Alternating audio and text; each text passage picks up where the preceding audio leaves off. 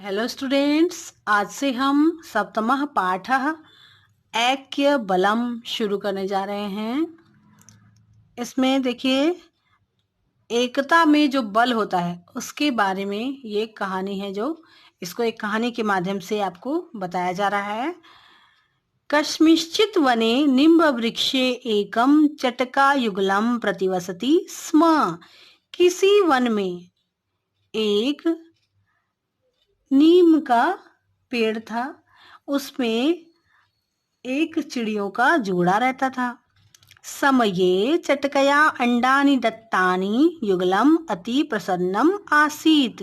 समय आने पर जो चिड़िया थी उसने अंडे दिए, और अंडों को देखकर दोनों जो चिड़िया और चिड़ियों का जोड़ा था वो बहुत ही प्रसन्न हुआ, है ना। घर में भी जैसे नन्हा बालक आता है तो कितनी प्रसन्नता होती सबको, तो वैसे ही चिड़िया और जो चिड़ियों का जोड़ा था वो भी बहुत प्रसन्न हुआ। एकस्मिन् दिने आतप पीड़ितः एकः मदमत्तः गजः तत्र आगतः। एक दिन क्या हुआ कि गर्मी से परेशान एक मदमत्त जो हाथी था वहां पर आया। वो गर्मी से परेशान था और बहुत गुस्से में था। वह मदेन सह तस्य वृक्षस्य ताम शाखाम नाशितवान यस्याम शाखायाम चटकायाः अंडानी आसन।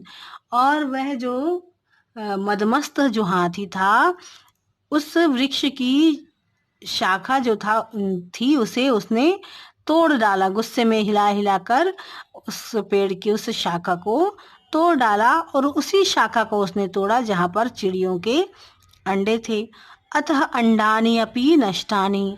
और जब वह पेड़ की शाखा ही टूट गई तो उस पेड़ की शाखा पर जो अंडे थे वह भी गिरकर टूट गए। चटका युगलम कातर क्रंदनम आरब्धवत। यह देखकर, अंडों को टूटा हुआ देखकर चिड़ियों का जोड़ा था वह बहुत ही ज्यादा दुखी हुआ और जोर जोर से रोना शुरू कर दिया। रोदनम श्रुत्वा तयोः मित्रम काष्ठ भेदकः पक्षी आगतः। और उनका रोना सुनकर उनके जो मित्र था, काष्ठ भेदक जो पक्षी होता है जिसको हिंदी में कठफोड़वा पक्षी कहते हैं, वह आया। सह उक्तवान रोदनेन अलम। तो उसने कहा कि, जोर से बोला कि रोना बेकार है, रोने से कोई लाभ होने वाला नहीं है, रोना व्यर्थ है तुम्हारा रुदन। तेन उक्तम सह एव बुद्धिमान यह मृतम गतम न च न चिंतयति। तो उसने कहा कि वही व्यक्ति बुद्धिमान होता है जो मृत्यु की बात से कोई मरे हुए या नष्ट हुए की चिंता न करे। चटका तम अवदत। तब चिड़ियों ने कहा, एषः मत्त गजः हन्तव्यः अन्यथा एषः सर्वान् पशु पक्षी पादपान नाशिष्यति। तो चिड़िया ने उससे कहा कि इस घमंडी हाथी को मारना चाहिए, नहीं तो वह सभी पशु पक्षियों को नष्ट कर देगा, है ना।